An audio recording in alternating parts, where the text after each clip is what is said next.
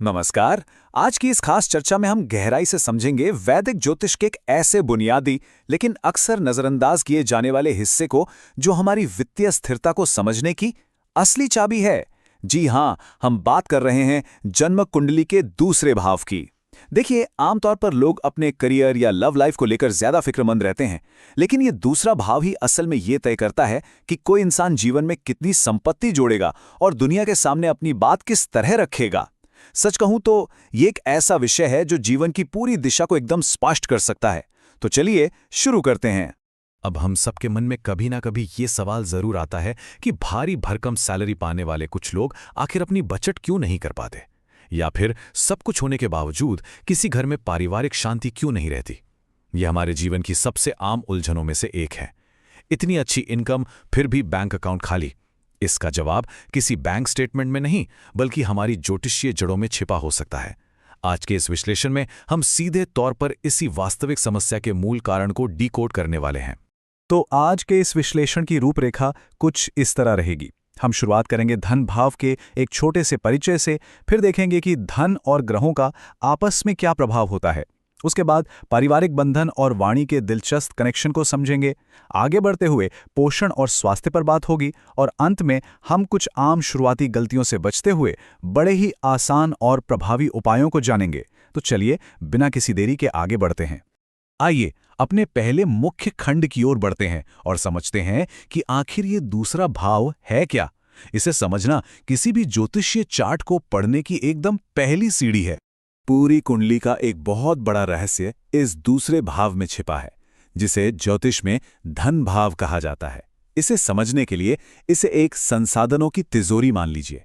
देखिए, कुंडली के पूरे ढांचे में पहला भाव हम खुद हैं, हमारा शरीर है। वहीं दूसरा भाव उन सभी भौतिक संपत्तियों का प्रतिनिधित्व करता है जो हमारी हैं। ये हमारे संचित कर्मों की वो तिजोरी है जहां हमारे पिछले कामों के फल एक ठोस रूप में सामने आते हैं। इसमें मकान से लेकर आभूषण तक सभी भौतिक चीजें और यहां तक कि हमारे एकदम करीबी परिवार के सदस्य भी शामिल हैं। प्राकृतिक रूप से ये वृषभ राशि का घर है, जिसका स्वामी शुक्र है। इसीलिए इसका सारा फोकस सुंदरता, आराम और भौतिक सुरक्षा पर होता है। यहीं पर लोग अक्सर सबसे बड़ी गलती कर बैठते हैं। वे सोचते हैं कि करियर से होने वाली कमाई ही उनकी संपत्ति है, लेकिन ऐसा नहीं है। 11वां भाव सिर्फ हमारी आय या पेचेक है, यानी वो पैसा जो करियर और समाज से आ रहा है। दूसरी तरफ हमारा दूसरा भाव हमारा असल सेविंग्स अकाउंट है, यानी वास्तविक संचित संसाधन और वो धन जो टिक गया। 11वां भाव ये दिखाता है कि पैसा आ रहा है, लेकिन दूसरा भाव ये तय करता है कि क्या वो पैसा तिजोरी में टिकेगा या बस बेमतलब के खर्चों में उड़ जाएगा। अब आगे बढ़ते हैं और देखते हैं कि ये पूरी व्यवस्था काम कैसे करती है। देखिए, तिजोरी तो बन गई, लेकिन उस तिजोरी में बैठे मेहमान यानी ग्रह कौन से हैं, ये बात बहुत मायने रखती है। अलग अलग ग्रह हमारी सेविंग्स को बहुत गहराई से प्रभावित करते हैं। इसमें दूसरे भाव के स्वामी का रोल बहुत ही अहम होता है।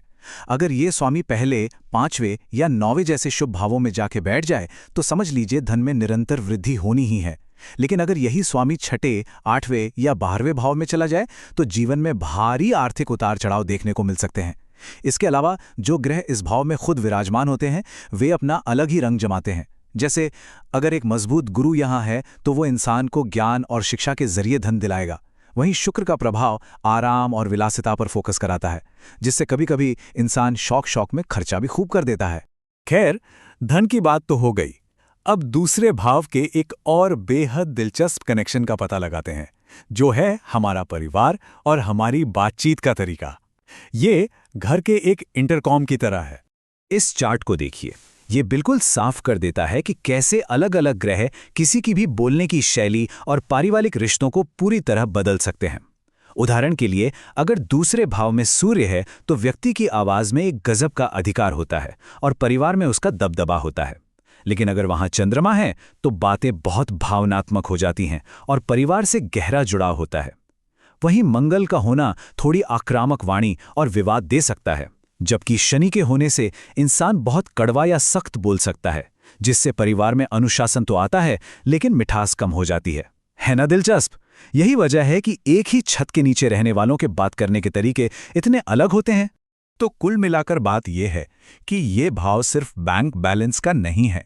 वैदिक ज्योतिष में इसे वाक यानी वाणी का प्राथमिक भाव माना गया है। कोई क्या बोलता है, कितना बोलता है और उसकी बातों का सामने वाले पर क्या असर होता है, ये सब यहीं से तय होता है। एक तरह से मान लीजिए कि दूसरा भाव जन्म कुंडली का माइक्रोफोन है। हम सब जानते हैं कि कड़वे शब्द अच्छे भले रिश्तों को पल भर में तोड़ सकते हैं। इसलिए घर की शांति बनाए रखने के लिए इस भाव की ऊर्जा को समझना सच में बेहद जरूरी है।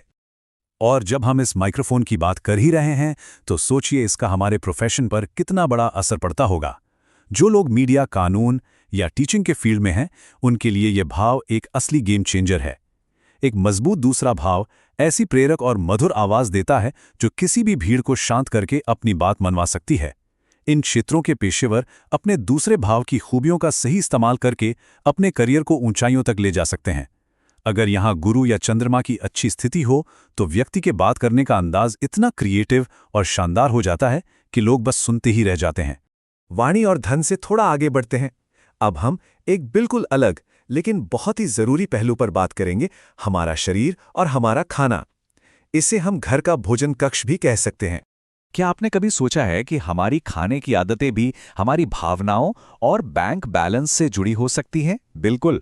एक संतुलित दूसरा भाव ये दिखाता है कि इंसान का खानपान स्वस्थ है, पाचन अच्छा है और वो इमोशनली स्टेबल है। लेकिन अगर ये भाव शनि या राहु जैसे ग्रहों से पीड़ित हो जाए तो पाचन से जुड़ी दिक्कतें, तनाव में आकर हद से ज्यादा खाना या जंक फूड की लत लग सकती है। हमारे प्राचीन वैदिक ग्रंथों में बहुत ही साफ शब्दों में कहा गया है कि सात्विक भोजन असल में जीवनदायिनी ऊर्जा का ही एक रूप है। जो खाना हम खाते हैं वो सीधे तौर पर हमारे धन के भंडार को भी प्रभावित करता है। आसान शब्दों में कहें तो अपनी डाइट को सही रखना अपने बैंक बैलेंस का ध्यान रखने जैसा ही है। अब जब हम इस भाव की इतनी सारी खूबियों को समझ चुके हैं तो ये जानना भी बहुत जरूरी है कि एक ज्योतिषीय चार्ट को पढ़ते समय नए लोग अक्सर कौन सी गलतियां कर बैठते हैं। कुंडली देखते वक्त अक्सर लोग एक छोटी सी चेकलिस्ट को भूल जाते हैं। सबसे बड़ी गलती तो ये होती है कि लोग सिर्फ भाव में बैठे ग्रहों को देखते हैं और राशि के असली मालिक यानी स्वामी को पूरी तरह इग्नोर कर देते हैं। इसके अलावा मेन चार्ट यानी D1 सिर्फ क्षमता दिखाता है, लेकिन उसकी असली ताकत नवमांश यानी D9 चार्ट से ही कंफर्म होती है। और हाँ, सबसे बड़ी गलतफहमी, कई लोग सोचते हैं कि अगर उनका दूसरा भाव मजबूत है तो बस बिना कुछ किए आसमान से पैसे बरसेंगे। ऐसा बिल्कुल नहीं है। एक मजबूत भाव सिर्फ पोटेंशियल दिखाता है, लेकिन उसे हकीकत में बदलने के लिए मेहनत और सही दिशा में प्रयास तो करना ही पड़ता है।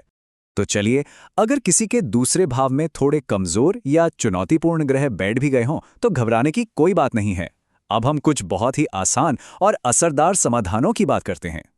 इन छोटे छोटे दैनिक उपायों को अपनाकर कोई भी इंसान अपने जीवन से नकारात्मकता को काफी हद तक कम कर सकता है। खासकर वकीलों या पब्लिक स्पीकर्स के लिए तो ये अपनी आवाज में दम लाने का अचूक तरीका है। जैसे महालक्ष्मी मंत्र का जाप जीवन में प्रचुरता लाता है, वहीं जरूरतमंदों को खाना खिलाना हमारे पोषण और धन दोनों की ऊर्जा को बेहतर बनाता है। लेकिन सबसे पावरफुल उपाय क्या है? अपनी जुबान पर कंट्रोल। जी हाँ, कभी कभी मौन रहना और हमेशा सोच समझकर बोलना एक कमजोर दूसरे भाव के बुरे असर को पूरी तरह बेअसर कर सकता है।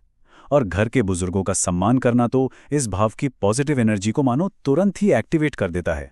तो आज की इस चर्चा को खत्म करते हुए एक बहुत ही गहरा सवाल छोड़कर जा रहे हैं। अगर ये दूसरा भाव वाकई में हमारे संचित कर्मों की अंतिम तिजोरी है तो जरा सोचिए, आज अभी हम अपनी रोजमर्रा की जिंदगी में उस तिजोरी के अंदर कैसे शब्द और कैसे संसाधन जमा कर रहे हैं।